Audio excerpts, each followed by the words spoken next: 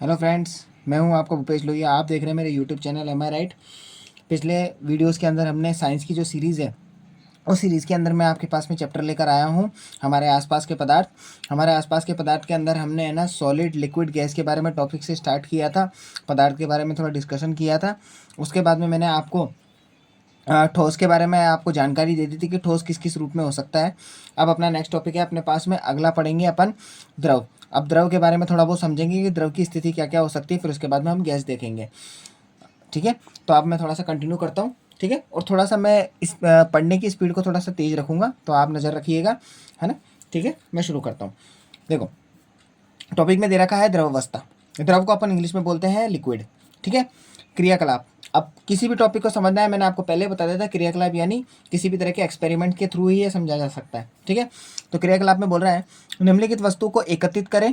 जल, खाना पकाने का तेल, दूध, जूस और शीतल पेय। शीतल पेय का मतलब वही पीने का पानी। अभी बोल रहा है विभिन्न आकार के बर्तन प्रयोगशाला के एक मापक सिलेंडर की सहायता से इन बर्तनों में 50 ml पर निशान लगा लें। वो 50-50 ml के है ना ग्लास ले लो, और उसके बाद में है ना 50 ml तक का पानी भर के उसके अंदर निशान लगा लो, पानी को वापस बाहर निकाल लो। क्यों? क्योंकि उसके अंदर ये जल, खाना पकाने का तेल, दूध, जूस और ये शीतल पेय डालेंगे। फिर उसके बाद इन द्रवों को फर्श पर डाल देने पर क्या होगा, और किसी एक द्रव का 50 ml मापकर विभिन्न बर्तनों में क्रमशः एक एक करके डालें। ये मैं आपको बहुत बोल ही चुका हूँ अभी। नेक्स्ट है, क्या प्रत्येक बार आयतन एक समान रहता है? क्या द्रव का आयतन एक समान रहता है? तो द्रव को एक बर्तन से दूसरे बर्तन में उंडेलने पर क्या आसानी से बहता है? इसके बारे में जानकारी हो रही है। ठीक है, नेक्स्ट, प्रेक्षण में हम पाते हैं कि द्रव का आकार नहीं लेकिन आयतन निश्चित होता है। निश्चित का मतलब फिक्स होता है, और ये मैंने आपको पहले ही बता चुका हूँ। सॉलिड के अंदर मैंने आपको बताया था कि है ना सॉलिड का आकार और उसका आयतन दोनों ही स्थिर रहते हैं, स्थिर यानी फिक्स रहते हैं। लेकिन द्रव के अंदर क्या होता है, इसका आकार तो चेंज हो जाता है। क्यों? क्योंकि जिस बर्तन के अंदर द्रव को डालूंगा तो उसी आकार के अंदर ले लेगा, लेकिन उसका आयतन स्थिर रहता है। क्वेश्चन कई बच्चों के मन में आएगा, या फिर किसी कंडीशन के अंदर इस तरह से क्वेश्चन बनेगा आपके दिमाग में कि आप है ना ये आयतन आयतन बताते रहो, ये आयतन के बारे में है क्या? मैंने आपको इस आयतन का है ना बहुत बढ़िया ढंग से डिटेल के अंदर बताया, थोड़ा माफ़ करना। ठीक है, तो मैंने आयतन के बारे में आपको बता दिया था, बहुत बढ़िया ढंग से बताया था। मैंने क्या बताया था मैंने आयतन के बारे में? आयतन के अंदर मैंने आपको ये बताया था, कोई वस्तु है, कोई चीज़ है अपना, ये जैसे पेंसिल है, ये पेंसिल का एग्जाम्पल ही देके मैंने बताया था, वापस से बता रहा हूँ। ये पेंसिल है, ये पेंसिल क्या कर रही है कि अपना है ना एक स्थान गिर रही है। स्थान घेरने का मतलब हो गया इसने इस हिस्से से लेकर इस हिस्से के अंदर ये देख लो नीचे का हिस्सा घेर लिया, घेर लिया। अब जैसे इसने जब ये घेरा, तो घेरने के बाद में इसका पूरा का पूरा वजन है ना इसी के अंदर समावेश है समावेश। तो इसका मतलब पूरा हिस्सा जो होगा ना, ये इसके है ना आयतन को दर्शा रहा है। आयतन का मतलब ये हो गया कि पूरे हिस्से को है ना इसने कवर अप कर रखा है। वही मैं बात करता हूँ द्रव्यमान की, तो द्रव्यमान क्या बता रहा है, इसके वजन की आर्द्रता, मतलब इसके जब इसने है ना स्थान को घेरा, तो स्थान को घेरने के बाद में क्या हुआ कि आपकी है ना जो ये जिस स्थान को घेरा ना, तो उसके नीचे के इस हिस्से को है ना इसने छुपा लिया। तो जैसे इस हिस्से को छुपाया है ना, तो छुपाने का मतलब ये हो गया कि उस हिस्से को इसने हटा दिया और अपनी जगह बना ली। तो इसका मतलब ये हो गया उसने स्थान घेर के अपनी जगह बनाई है, तो वो इसके हिस्से का द्रव्यमान कहलाएगा। आयतन के अंदर पूरा हिस्सा, ऊपर का हिस्सा भी आ रहा है, द्रव्यमान के अंदर नीचे का हिस्सा कवर अप हो रहा है। ठीक है ना, इस चीज़ को बढ़िया ढंग से समझना है। द्रव्यमान को अपन किलोग्राम के अंदर लेते हैं, आयतन को अपन है ना मीटर क्यूब के अंदर लेते हैं। कहने का मतलब जैसे सेंटीमीटर क्यूब ले लो, या मीटर क्यूब ले लो, या मिलीमीटर क्यूब ले लो, वो क्यूब की मात्रा के अंदर ही आएगा, क्यूब की घात जो अपन बताते हैं। ठीक है ना, नेक्स्ट अब अपने बाद में जिस बर्तन में उन्हें जिन बर्तन में इन्हें रखा जाए तो ये उसी आकार ले लेते हैं। ये मैंने आपको पहले ही बता दिया था कि किसी भी बर्तन के अंदर अपन लिक्विड को डालते हैं तो उसी का आकार ले लेता है। फिर है द्रवों में बहाव होता है, इनका आकार बदलता है, इसलिए ये दृढ़ नहीं लेकिन तरल होते हैं। लेकिन क्या होते हैं, तरल होते हैं। इस कंडीशन के अंदर तरल का मतलब वही द्रव अवस्था में। क्रियाकलाप 1.4 और 1.5 के संदर्भ में हमने देखा कि ठोस और द्रव का विसरण द्रवों में संभव है। विसरण का मतलब मैंने बता ही दिया था, डिफ्यूजन, यानी एक पदार्थ दूसरे पदार्थ के साथ में है ना मिक्सअप हो रहा है, वही कंडीशन। तो ठोस और अपने पास में द्रव जो है का विसरण द्रवों में संभव है। वातावरण की गैस विसरित होकर जल में घुल जाती है, वही ऑक्सीजन की बात आ रही है। ठीक है ना, ऑक्सीजन हो गया, हाइड्रोजन हो गया। ये गैस विशेषता ऑक्सीजन एवं कार्बन डाइऑक्साइड जलीय जंतु तथा पौधों के लिए अनिवार्य होती है।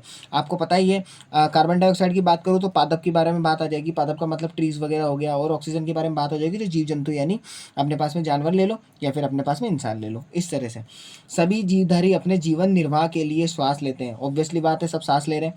ठीक है ना, जलीय जंतु जल में घुली ऑक्सीजन के कारण श्वास लेते हैं। अब जलीय जंतु की बात करता हूँ तो जलीय जंतु यानी मछलियाँ वगैरह हो गई, ये सब की सब क्या कर रही है, पानी के अंदर अपनी सांस ले रही है।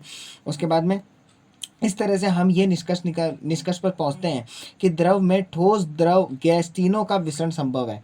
यानी ये बोल रहा है द्रव के अंदर है ना तीनों कंडीशन आ सकती है। यानी द्रव के अंदर ठोस को मिलाया जा सकता है, द्रव के अंदर द्रव को मिलाया जा सकता है और द्रव के अंदर ही गैस को भी मिलाया जा सकता है।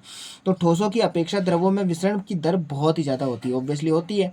ऐसा इसलिए है क्योंकि द्रव अवस्था में पदार्थ के कण स्वतंत्र रूप से गति करते रहते हैं और ठोस की अपेक्षा द्रव के कणों में रिक्त स्थान भी बहुत अधिक होता है। द्रव के अंदर क्या होता है, लिक्विड होता है, नॉर्मली तरीके से फैला हुआ होता है।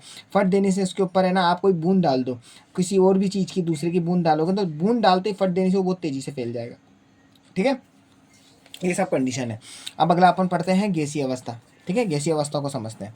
गैसीय अवस्था क्या बोलना चाह रहा है, ठीक है, देखो गैसीय अवस्था की कंडीशन ये बोल रही है कि गैसीय अवस्था यानी आपने कभी गुब्बारे वाले पर ध्यान दिया होगा, जो गैस से एक ही सिलेंडर से बहुत सारे गुब्बारे में हवा भरता है। ऑब्वियसली बात है, आपने देखा ही होगा।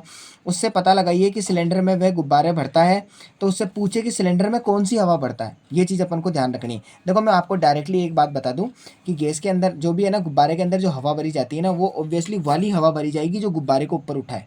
ठीक है ना, तो अब वो आपको पता है वो कौन सी गैस हो सकती है। आप बोलोगे कि ऑक्सीजन होगी, कार्बन डाइऑक्साइड होगी, नहीं, हीलियम गैस होती है। वो है ना, हीलियम गैस क्या होती है, बाकी गैसों के मुकाबले थोड़ी हल्की होती है, तो वो आसानी से ऊपर उठ जाती है, तो ऑब्वियसली बात है गुब्बारे को उठा देगी। ठीक है ना, तो क्रियाकलाप के अंदर बात आ रही है। ठीक है, तो 100 ml की 3 सिरिंज ले। अब यहाँ पे सिरिंज समझना है। सिरिंज का मतलब क्या होता है, सिरिंज का मतलब होता है अपने पास में जो इंजेक्शन होता है ना, उस इंजेक्शन की है ना यहाँ पे है ना जो आपकी पिन लगी रही होती है ना, उस पिन को हटा दो। पिन को हटाने के बाद में नॉर्मल तौर पर है ना आपके पास में एक ट्यूब बचेगी जिसके अंदर है ना खींचने का एक खिंचाव होगा, इसको सिरिंज बोल सकते हैं। तो ये बोल रहा है 100 ml की 3 सिरिंज ले ले, ऐसे 3 लेनी है, 1 2 3, 3 सिरिंज ले, उनके सिरे को रबर पे कॉर्क से बंद कर दे। ये देखो इसका जो सिरा है ना, यहाँ से पिन को हटा दो, पिन को हटाने के बाद में रबर से कॉर्क से बंद कर दो। जैसे ही बंद किया मैंने, तो सभी सिरिंजों के पिस्टन को हटा ले। अब यहाँ पिस्टन क्या है, पिस्टन का मतलब ये वाला हिस्सा, ये जो हिस्सा होता है ना जिससे आपको खींचते हो, तो उस खींचने वाले हिस्से को बाहर निकाल लो। निकाल लिया। पहली सिरिंज में हवा रहने दे, दूसरी में जल रहने दे और तीसरी में चौक के टुकड़े रख दे। अब देखो क्या बोलना चाह रहा है। पहले सिरिंज के अंदर तो जैसे हवा रखनी है, तो पहले सिरिंज को बाहर निकाल दो। बाहर निकालने के बाद में क्या हुआ, सिरिंज को है ना बाहर निकालते ही फट देने से सिरिंज को थोड़ा प्रेस करो। प्रेस करने के बाद में क्या होगा, अंदर की तरफ में थोड़ी हवा भर जाएगी। हवा भरेगी तो आप जैसे धक्का देने की कोशिश करोगे ना, तो ये है ना, ये जो हिस्सा दिख रहा है ना कॉर्क, ये थोड़ा फूलने लग जाएगा, तो आपको पता लग जाएगा अंदर की तरफ में हवा है। तो पहली सिरिंज तो वो हो गई। दूसरी वाले के अंदर क्या कर दो, थोड़ा पानी भर दो। पानी भरने के बाद में ना थोड़ा सा प्रेशर से है ना ऐसी इस तरीके से इस कंडीशन में रख दो। और तीसरी कंडीशन के अंदर वो बोलना चाह रहा है कि उसके अंदर चौक के टुकड़े डाल दो। चौक के टुकड़े क्या हो गया, पहले एक चौक लो, उसको बारीक पीस में पाउडर में बना लो, पाउडर बनाने के बाद में उसमें भर दो। अब वो ये कहना चाह रहा है कि पिस्टन को वापस सिरिंज में लगाएं, यानी पिस्टन को वापस लगा दो और लगाने के बाद में सिरिंज के पिस्टन पर गतिशील आसान करने के लिए उस पर थोड़ी सी वैसलीन लगा दो। अब ऑब्वियसली बात है कि आपको इस पर प्रेशर लगाना है, तो प्रेशर लगाने के लिए आप थोड़ा सा क्या करो, इसके जो पिस्टन होता है ना, इस पिस्टन के ऊपर वैसलीन या ग्रीस लगा दो, जिससे क्या थोड़ा प्रेशर जब लगाओगे ना तो थोड़ी हेल्प मिलनी चाहिए इसको कि प्रेशर लगने में आसानी हो। क्यों, क्योंकि अपन ये देखना चाहते हैं कि इन तीनों कंडीशन के अंदर है ना ऐसी कौन सी कंडीशन है जिसमें मेरे को ज़्यादा प्रेशर लगाना पड़ रहा है, वो चीज़ समझनी है अपन को। तो देखो, अब पिस्टन को सिरिंज में डालकर संपीड़ित करने की कोशिश करें। अब मैंने आपको बताया था संपीड़ित का मतलब क्या होता है। संपीड़ित का मतलब होता है कंप्रेस, ये बात आप ध्यान रखें। संपीड़ित का मतलब होता है कंप्रेस। कंप्रेस का मतलब होता है किसी चीज़ पे प्रेशर लगाया जाता है, तो उसका मतलब प्रेशर लगाना, यानी एक चीज़ रखी हुई है आसानी से अवस्था में और उसके पड़ोस में जो बैठी हुई चीज़ है उसके पास में अपन प्रेशर लगाते हैं, तो इस चीज़ पे क्या इफेक्ट पड़ता है, उसे कहते हैं संपीड़ित। ठीक है, तो अब इस कंडीशन में क्या होगा, तो इस कंडीशन के अंदर होगा ये कि आपने क्या देखा, किस स्थिति में पिस्टन आसानी से अंदर चला गया। मैंने बता ही दिया था तीनों कंडीशन के अंदर जब प्रेस करेंगे तो किस में आसानी से चला गया, किस में रुक गया। आपने प्रेक्षण से आपने क्या अनुमान लगाया, तो हमने ये अनुमान लगाया कि हमने देखा कि ठोसों और द्रवों की तुलना में गैसों की संपीड़ितता काफ़ी अधिक होती है। देखो गैस की बात आ रही है, जब आपने हवा भरी थी, एक में जल भरा था, एक के अंदर आपने क्या भरा था, पाउडर भरा था। तो पाउडर क्या है, सॉलिड यानी ठोस, और ये आपके पास में वाटर क्या है, ये है लिक्विड। और तीसरी पहले नंबर की जो कंडीशन थी वो क्या थी, गैस। तो आपने देखा था कि गैस को है ना मतलब गैस वाली कंडीशन के अंदर जब मैंने प्रेशर लगाया ना, तो आसानी से है ना मेरा प्रेशर थोड़ा सा आगे तक बढ़ रहा था, मतलब मेरा पिस्टन आगे से आगे बढ़े जा रहा था। क्यों, क्योंकि आगे की जो कॉर्क थी ना वो फूली जा रही थी। वहीं पे अगर मैं पानी के अंदर करूँगा तो पानी के अंदर भी प्रेशर तो बढ़ेगा, लेकिन एक कंडीशन आप नोटिस करोगे, पानी के प्रेशर में उतना दबाव नहीं बनेगा जितना तो हवा के अंदर बनेगा, क्योंकि हवा है ना बाहर निकलने की पूरी कोशिश कर रही है। इसका मतलब ये हो गया कि हवा को अपन ज़्यादा से ज़्यादा संपीड़ित कर सकते हैं। संपीड़ित करने का मतलब है ज़्यादा से ज़्यादा भर सकते हैं। ठीक है ना, तो देखो हमने देखा कि ठोसों और द्रवों की तुलना में गैसों को अधिक ज़्यादा कंप्रेस, यानी मैंने बता ही दिया था कंप्रेस, मैंने लिख दिया यहाँ पे वर्ड, तो कंप्रेस काफ़ी अधिक किया जा सकता है और हमारे घरों में खाना बनाने में उपयोग की जाने वाली, नेक्स्ट आगे बढ़ता हूँ। हाँ, तो अगला है अपने पास में, मैंने बोला कि की जाने वाली द्रवीकृत पेट्रोलियम गैस यानी एलपीजी और अस्पतालों में दी जाने वाली ऑक्सीजन सिलेंडर में संपीड़ित गैस भरी हुई होती है। अब देखो ये तो बेसिक सी बात है, मैंने आपको बताया था कि मैंने आपको कहा था घर के अंदर अपन है ना जो गैस इस्तेमाल करते हैं वो एक तो एलपीजी गैस इस्तेमाल करता है। एलपीजी की फुल फॉर्म होती है लिक्विफाइड पेट्रोलियम गैस होती है। इसमें जनरली तौर पर है ना जो इस्तेमाल किए जाते हैं ना, वो अभी अपन है ना परमाणु वाला जो चैप्टर पढ़ेंगे ना, अणु वाला, जिसमें केमिकल रिएक्शंस वगैरह के अंदर पढ़ेंगे, तो उसके अंदर अपन देखेंगे। उसके अंदर अपने पास में जो जनरली तौर पे जो इस्तेमाल होते हैं ना, ब्यूटेन और प्रोपेन के गैसेस का मिक्सचर इस्तेमाल किया जाता है, उसके अकॉर्डिंग मटेरियल है तो उसके अकॉर्डिंग इस्तेमाल किया जाता है, ठीक है ना। नेक्स्ट है, आजकल वाहनों में ईंधन के रूप में संपीड़ित गैस यानी सीएनजी गैस का उपयोग किया जाता है। सीएनजी गैस का फुल फॉर्म आपने पढ़ा ही होगा 6-7 क्लास के अंदर, ये दोनों फुल फॉर्म आ जाती है, कंप्रेस्ड नेचुरल गैस, और इसको एलपीजी को बोलते हैं लिक्विफाइड पेट्रोलियम गैस, ठीक है ना। अच्छा हाँ, एक बात और है, मैं आपको थोड़ा सा नॉलेज के तौर पर बता दूँ, यहाँ पे लिखा हुआ है एलपीजी गैस। देखो एलपीजी गैस है ना, जो अपना सिलेंडर होता है, गैस का सिलेंडर, उस गैस के सिलेंडर के अंदर जो गैस भरी हुई होती है ना, वो ऑब्वियसली बात है वो पहले गैस नहीं होती है, वो लिक्विड फॉर्म में होती है। आपका जो सिलेंडर के अंदर है ना, जो आपकी जो गैस होती है ना, जब सिलेंडर के अंदर जब भरी जाती है ना, तो वो लिक्विड फॉर्म होती है। जैसे ही वो ऑक्सीजन के कॉन्टेक्ट में आता है ना, जैसे बाहर, जैसे लिक्विड आपका बाहर निकलने की कोशिश करता है ना, तो वो लिक्विड क्या होता है, जैसे ऑक्सीजन कॉन्टेक्ट में आता है वो गैस बन जाता है, गैस फॉर्म के अंदर बाहर निकलता है, ठीक है ना। इसलिए इसका नाम है लिक्विफाइड पेट्रोलियम गैस, लेकिन ऑक्सीजन के कांटेक्ट में आने के बाद में गैस फॉर्म में हो जाता है, ठीक है। नेक्स्ट है क्या, इसका सीएनजी का उपयोग किया जाता है, आपने देखा ही होगा सीएनजी वाले टेम्पूस, ग्रीन कलर के टेम्पूस होते हैं जो सीएनजी के ऊपर चलते हैं। नेक्स्ट है संपीड़ितता, यानी कंप्रेस काफ़ी अधिक होने के कारण, यानी ज़्यादा होने के कारण गैस अत्यधिक आयतन को एक कम आयतन वाले सिलेंडर में संपीड़ित किया जा सकता है। इस लाइन को मैं एक बेसिक से एग्जांपल से बताऊंगा। आपने पंचर वाले की शॉप देखी होगी, उसके पास में एक सिलेंडर पड़ा होता है, उसके ऊपर मोटर लगी हुई होती है, मोटर के बाहर की तरफ में है ना एक है ना जालीनुमा है ना एक कैप खुली हुई होती है। वो क्या करता है, एक बटन दबाता है, जैसे बटन दबाता है मोटर चलती है, मोटर के अंदर क्या होता है, व्हील घूमता है, और व्हील घूमने से क्या होता है, अंदर की तरफ में ना एक आवाज़ आती है भम भम करके। तो इसका मतलब क्या हुआ कि बाहर की जो हवा है ना, उस बाहर की हवा को खींचा जा रहा है और उस सिलेंडर के अंदर भरा जा रहा है, अनलिमिटेड मात्रा के अंदर भरा जाता है।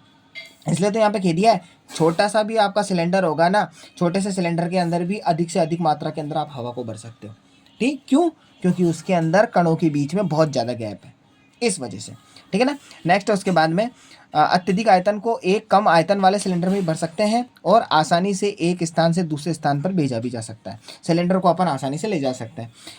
उसके बाद में है, हमारी नाक तक पहुंचने वाली गंध से बिना रसोई में प्रवेश किए ही हम जान सकते हैं कि क्या पकाया जा रहा है। अपन क्या देख लेते हैं, अपन कोई दूर जगह पे बैठे हुए हैं, खाना पक रहा होगा तो अपन को आइडिया लग जाएगा कि हाँ किस चीज़ की स्मेल आ रही है, किस तरह की है ना गंध आ रही है अपन को। नेक्स्ट है, ये गंध हम तक कैसे पहुंचती है, खाने की गंध के कण वायु में मिल जाते हैं और रसोई से फैलकर हम तक पहुंच जाते हैं, और ये गंध के कण और दूर भी जा सकते हैं। ऑब्वियसली बात है, जैसे जैसे खाना पक रहा है तो वो क्या होता है, फटाफट से ऊपर की तरफ में जो है ना अपने पास में ना गैसेस बाहर निकलती है, तो वो क्या करती है, फटाफट से जल्दी से है ना बाहर के ऑक्सीजन, यानी सॉरी माफ़ कीजिए, बाहर की है ना जो एटमॉस्फेयर है उसके अंदर है ना गैसेस में मिक्सअप हो जाती है, क्योंकि उसमें टेम्परेचर है। तो टेम्परेचर है तो गति के उसके जो कण होंगे बहुत तेज़ी से गति करेंगे, तो तेज़ी से गति करेंगे तो बहुत तेज़ी से अपने पास में दुर्गंध आ जाती है, यानी गंध आ जाती है। पके हुए गर्म खाने की महक हमारे पास तक कुछ ही क्षण में पहुंच जाती है, और इसकी तुलना ठोस और द्रव के विसरण से करें तो कणों की तेज गति, अत्यधिक रिक्त स्थान के कारण, यानी गैस का अन्य गैसों में विसरण बहुत तीव्रता से होता है। तो सीधी सी बात है, एक गैस से दूसरी गैस के अंदर जो उसका विसरण हो रहा है, यानी मैंने बोला था दो विभिन्न पदार्थों का विसरण, यानी उसका दोनों का मिलना, तो अपना विसरण कहलाता है। तो यानी बहुत तेज़ी से आपस में मिल रहे हैं, यानी गैस के कण, ठीक है। अब देखो उसका एग्जाम्पल दे रखा है अपने पास में, इसने एक एग्जाम्पल की तरह पे बताया कि जैसे एक प्लेट है, तो ठोस है, उस ठोस को है ना बिल्कुल माइक्रोस्कोप से देखा जाए तो उसके कण देखो ऐसे चिपके हुए हैं, ठीक है। वहीं पे एक वाटर लिया, इस पानी को लिया, पानी के अंदर देख लो हल्का हल्का कणों के बीच में हल्का हल्का गैप है, ये रेड रेड का शेप दे रखा है ना, ये हल्का हल्का गैप है। और वहीं पे गुब्बारे दे रखा है, तो गुब्बारे के अंदर देख लो कितना दूरी दूरी का गैप है, ये कण है पहला, उसके बीच में ये दूसरा कण है, इन दोनों के बीच में देखो कितना कितना गैप है। हाँ ये जरूर है, एक दूसरे से प्रेशर लगा रहे हैं, प्रेशर जरूर लगा रहे हैं, लेकिन दोनों के बीच में गैप बना जा रहा है, यानी ऐसे ही घूमे जा रहे हैं कण इस तरह से, ठीक है ना, गुब्बारे के अंदर होता है। ये एक एग्जाम्पल था, सबसे बेस्ट था, ये सॉलिड, ये लिक्विड और ये गैस का था, यानी ठोस, द्रव और ये गैस हो गया, ठीक है। एग्जाम्पल के थ्रू ही है ना साइंस के है ना सभी टॉपिक्स को है ना समझना बहुत ज़्यादा आसान हो जाता है, ठीक है। ठीक है ना। चलो नेक्स्ट आगे बढ़ते हैं। नेक्स्ट अपने पास में क्या बोलना चाह रहा है, गैसीय अवस्था में कणों की गति अनियमित और अत्यधिक तीव्र होती है। इस अनियमित, अनियमित का मतलब हो गया अनलिमिटेड की बात हो रही है, तो इस अनियमित गति के कारण ही ये कण आपस में एक बर्तन की दीवारों से टकराते हैं और बर्तन की दीवार पर गैस कणों द्वारा प्रति इकाई क्षेत्र पर लगे बल के कारण गैस पर दबाव पड़ता है। अब ऑब्वियसली बात है, जब भी ध्यान रखना गैस के बारे में बात आएगी ना, तो गैस जो होता है ना वो अपना एक एरिया कवर करता है। एरिया कैसे कवर करता है, अगर यहाँ से इस कंडीशन से इस कंडीशन पे कण को आना है तो यहाँ से लेकर यहाँ तक के एरिया को ये कवर करेगा। तो कुल मिला के है ना, प्रत्येक कण है ना अपना एक क्षेत्रफल का स्थान घेरने की कोशिश करता है, ठीक है ना। तो आप इनडायरेक्टली बस आप यहाँ पे ये समझोगे कि जो आपका जो गैस होती है ना, वो गैस क्या करती है, ऑब्वियसली बात है किसी क्षेत्रफल के ऊपर डिपेंडेबल होती है, ठीक है ना। ये चीज़ अपन आगे देखेंगे कि इसका फॉर्मूला किस तरह से क्या बनेगा। अब अपने पास में कुछ प्रश्न है, अब वो नॉर्मल सी बात है, ये क्वेश्चन है ना कुछ ऐसे बने हुए हैं कि आपको फॉर्मूला भी समझाएंगे, जिसमें मोस्ट इंपॉर्टेंट फॉर्मूला है ये वाला, इसको रट लेना, इसको याद कर लेना, आपके पास में ये फॉर्मूला है जो, ठीक है ना। देखो ये फॉर्मूला क्या बोल रहा है, किसी तत्व के द्रव्यमान प्रति इकाई आयतन को घनत्व कहते हैं। घनत्व की ये सबसे बेस्ट परिभाषा है। किसी तत्व के द्रव्यमान प्रति आयन, यहाँ पे प्रति का मतलब पता है क्या है, भाग, यानी द्रव्यमान बटा आयतन के घनत्व कहते हैं। तो अपने पास में घनत्व का फॉर्मूला होता है द्रव्यमान बटा आयतन, ठीक है ना। ये ध्यान रखना, द्रव्यमान है, यानी मैं इसको लिख देता हूँ कि अपने पास में द्रव्यमान, द्रव्यमान को इंग्लिश में लिखते हैं मास, ठीक है ना, और बटा लगा रहे हैं, और बटा लगाने का आयतन, आयतन को बोलते हैं अपन वॉल्यूम। तो मास अपॉन वॉल्यूम होता है। अब मैं इसको बढ़िया ढंग से और एग्जांपल देके समझाता हूँ। आप पेट्रोल पंप पे जाते हैं, पेट्रोल पंप पे पेट्रोल भरवाते हैं, जैसे ही पेट्रोल भरवाते हैं तो उसका जो मीटर होता है ना, उसके मीटर की जो रीडिंग चल रही होती है ना, उसकी रीडिंग के जस्ट नीचे आप देखना एक चीज़ लिखा हुआ होगा। क्या लिखा हुआ होगा, किलोग्राम लिखा हुआ होगा, फिर बटा लगा हुआ होगा, फिर उसके बाद में मीटर क्यूब लिखा हुआ होगा, ऐसे लिखा हुआ होगा, इस कंडीशन के अंदर लिखा हुआ होगा। तो इससे क्या समझे आप, इससे ये समझे जो मेरा पेट्रोल आ रहा है ना, वो उस पेट्रोल के अंदर क्या है, अपनी घनत्व की मात्रा है, उसकी घनत्व की मात्रा से पेट्रोल को जांचा जाता है। तो यानी किलोग्राम बटा उसका देखा जाता है आयतन, उसका कितना किलोग्राम है और कितना आयतन है, उन दोनों के है ना बेसिस पे ही है ना पेट्रोल की तैयारी की जाती है कि हाँ ये पेट्रोल अपने पास में यूज़ लेने लायक है, इतना घनत्व होना चाहिए, इतने घनत्व के हिसाब से पेट्रोल इस्तेमाल होगा, ठीक है ना। नेक्स्ट है उसके बाद में अपने पास में बढ़ते हुए घनत्व के क्रम को निम्नलिखित व्यवस्थित करें। अब बढ़ते हुए घनत्व की बात आ रही है। अब घनत्व को मैं आराम से समझाता हूँ ये क्या है, एग्जाम्पल के तौर पे बताता हूँ। मैं आपको बोलूँ कि एक नॉर्मल पानी ले लो, पीने का पानी, और एक मैं बोलूँ समुद्र का पानी ले लो। मैं आपको बोलूँ कि उस कंडीशन के अंदर है ना, कोई भी है ना एक नॉर्मल सी कोई वस्तु हो, जैसे फॉर एग्जांपल मैं आपको बोलूँ जैसे ये पेंसिल हो गया, पेंसिल को पटक दो, या फिर है ना कोई बेसिक सी चीज़ होगी, जैसे प्लास्टिक की चीज़ होगी बेसिक सा, जिसका क्षेत्रफल थोड़ा बड़ा हो, उस टाइप की चीज़ों को पटको। मैं जैसे इन दोनों को पटकूंगा ना, तो पटकने के बाद में आप दोनों में डिफरेंस देखोगे। पता है क्या डिफरेंस ये होगा, पेंसिल को जैसे मैंने पीने वाले पानी के अंदर पटकूंगा ना, फट देने से ही डूब जाएगी, डूब जाएगी, डूब जाएगी, या फिर डूबने की कोशिश करेगी इनडायरेक्टली, ये एक कंडीशन के अंदर ये थोड़ी डूबती हुई नजर आएगी। लेकिन अगर मैं समुद्र के पानी के अंदर इस पेंसिल को पटकूंगा ना, उसको एक ग्लास में लेकर, तो जैसे पटकूंगा ना, तो समुद्र के पानी का जो होगा ना भाव, वो भाव क्या मतलब, वो समुद्र का पानी जो होगा वो क्या करेगा, पेंसिल को डूबने नहीं देगा, वो पेंसिल को ऊपर की तरफ धकेलेगा, ऐसे इस तरह से धकेलेगा। तो इससे क्या समझ में आया, इससे ये समझ में आया कि समुद्र के पानी के अंदर घनत्व ज़्यादा होता है। घनत्व ज़्यादा होने का मतलब क्या हुआ, देखो एक पेंसिल ये है, ये खुद अपना है ना घनत्व बना रही है, यानी खुद का एक है ना आयतन है, खुद का एक वॉल्यूम है। मैंने बताया था आपको, इसके अंदर खुद का अपना द्रव्यमान है, खुद का एक आयतन है, यही दोनों चीज़ें हैं। तो ये खुद का अपना ले रही है, ऐसे ही वो क्या हो रहा है, समुद्र का पानी अपना खुद का एक आयतन ले रहा है, खुद का एक घनत्व ले रहा है। तो दोनों में से है ना किसका घनत्व जीतता है, वो जीतता है अपने पास में किसका, समुद्र के पानी का। क्यों, क्योंकि समुद्र के पानी के अंदर होते हैं पार्टिकल्स। पार्टिकल्स किस किस चीज़ के होते हैं, जैसे अपने पास में होता है अपने पास में है ना नमक होता है, तो नमक होता है अपने पास में, तो इसका मतलब हिंदी में अंदर बोलते हैं लवण, और इंग्लिश के अंदर बोलते हैं अपने पास में सोडियम क्लोराइड। सोडियम क्लोराइड बोलते हैं अपन, तो एक केमिकल नेम के हिसाब से बता दिया, तो सोडियम क्लोराइड की मात्रा बहुत ज़्यादा होती है। तो वो क्या करता है, सोडियम क्लोराइड की मात्रा जो होती है ना पूरे पानी के अंदर फैली हुई है, तो वो क्या करती है, आसानी से किसी चीज़ को अपने अंदर समावेश नहीं होने देती है, वो धक्का देती है ऊपर, इस तरह से, ठीक है ना। इसलिए आपने देखा होगा कि अगर है ना कोई इंसान समुद्र के पानी के अंदर मतलब गिर जाए, और जैसे गिर गया, तो जैसे ही एकदम से गिरता है, तो गिरने के बाद में क्या होता है, जैसे वो गिरता है और अगर वो किसी तरह की मूवमेंट ना करे ना, तो समुद्र का पानी क्या करता है, ऊपर की तरफ में शरीर को धकेलता है, और ऊपर की तरफ में धकेलता है, तो धकेलने के बाद में क्या होता है, ऊपर शरीर ऐसे तैरने लग जाता है, ऐसे तरीके से। और मूवमेंट नहीं होनी चाहिए। अगर आपने मूवमेंट दिखाई, तो मूवमेंट दिखाने के बाद में क्या होता है कि एक कंडीशन ऐसी होती है कि समुद्र का पानी आपको नीचे खींचता है, बहुत तेज़ी से नीचे खींचता है। उस कंडीशन के अंदर अपन को बचना होता है। जैसे फॉर एग्जांपल मैं बताऊं, समुद्र के अंदर क्या होता है, कि है ना, जो से गोताखोर वगैरह होते हैं या जहाज चलाने वाले लोग होते हैं ना, उनको ये पता होता है कि समुद्र जब है ना, मतलब समुद्र के अंदर है ना, अगर कोई इंसान गिर जाता है तो गिरने के बाद में है ना लाइफ जैकेट बोट्स होते हैं, वो लाइफ जैकेट्स वगैरह होते हैं, वो पहन लेते हैं। तो वो क्या करता है कि समुद्र का पानी क्या होता है, जैसे ही गिरते हैं तो एकदम बहुत तेजी से नीचे खींचता है। तो बहुत तेजी से नीचे खींचता है ना, उससे बचने के लिए है ना वो लाइफ जैकेट को पहनाया जाता है। लाइफ जैकेट जैसे पहनाते हैं ना, तो सब वो लाइफ जैकेट क्या होता है, नीचे डूबता नहीं है, तो वो ऊपर हवा के मतलब है ना ऊपर की तरफ में सतह के ऊपर आने की कोशिश करता है, तो वो उसके इंसान को भी ऊपर ले आता है। लेकिन अगर बिना लाइफ जैकेट के अगर आप कूदते हैं तो कूदते क्या होगा, एकदम से समुद्र बहुत तेजी से आपको नीचे खींचेगा। उस कंडीशन के अंदर अगर आप खिंच गए तो फिर वैसे ही आपकी डेथ हो जानी है। क्यों? क्योंकि वो समुद्र के पानी का बहाव इतना, मतलब इतना ज़्यादा प्रेशर बढ़ता जाता है, जितना ज़्यादा आप नीचे जाते जाओगे उतना ज़्यादा प्रेशर बढ़ेगा ना, तो प्रेशर बढ़ने से आप वैसे ही आपकी सांस फूल जाएगी। और सबसे बड़ा मेन कारण ये और हो सकता है कि समुद्र के पानी की स्थिति क्या है, ठंडा पानी है या गर्म पानी है। ठंडा पानी हुआ तो वैसे ही आपकी सांस फूल जाएगी, मतलब सांस फूलने का मतलब क्या होगा, सांस ही अटक जाएगी आपकी। तो बहुत सारी कंडीशन होती है, वो सारी बातें होती है। मैंने आपको घनत्व का बहुत बेस्ट एग्जाम्पल देके बता दिया आपको, ठीक है ना। और भी कई सारे एग्जाम्पल है, तो एग्जाम्पल को दे रखा है, वायु, उसके बाद में चिमनी का धुआं, शहद, जल, चौक, रुई, लोहा। अब इसमें मेरे को देखना पड़ेगा पहले तो सॉलिड कौन है, लिक्विड कौन है, और उसके बाद में गैस कौन है, उसमें भी घनत्व देखना पड़ेगा।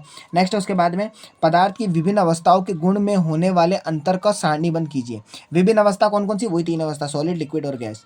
निम्नलिखित पर टिप्पणी कीजिए। दृढ़ता, संपीड़ितता, तरलता, बर्तन में गैस का भरना और आकार, और गतिज ऊर्जा और घनत्व। घनत्व के बारे में मैंने आपको समझा ही दिया। गतिज ऊर्जा का मैंने सबसे बेस्ट एग्जांपल दिया था, बहता हुआ पानी, ठीक है ना। ऐसे मैंने अपने पास में जैसे आकार, आकार का मतलब आप समझते ही हो, कोई भी चीज़ अपने आकार के अंदर, शेप के अंदर आ रखी है, ठीक है ना। संपीड़ितता के बारे में भी बता चुका हूँ, कंप्रेस करना होता है। और उसके बाद में अपने पास में दृढ़ता, दृढ़ता का मतलब ये हो गया, ये पेंसिल है, ये अपने आप में कितनी स्ट्रॉन्ग है, देखो कितनी आसानी से खिंच नहीं रही है ये, तो ये इसकी दृढ़ता कहलाती है। कारण बताइए। गैस पूरी तरह उस बर्तन को भर देती है जिसमें इसे रखते हैं। अब ये क्या बोल रहा है, जैसे मैंने खाली बर्तन रखा, खाली बर्तन के अंदर जैसे ही मैंने देखा तो वो बर्तन मुझे खाली दिख रहा है, लेकिन रियलिटी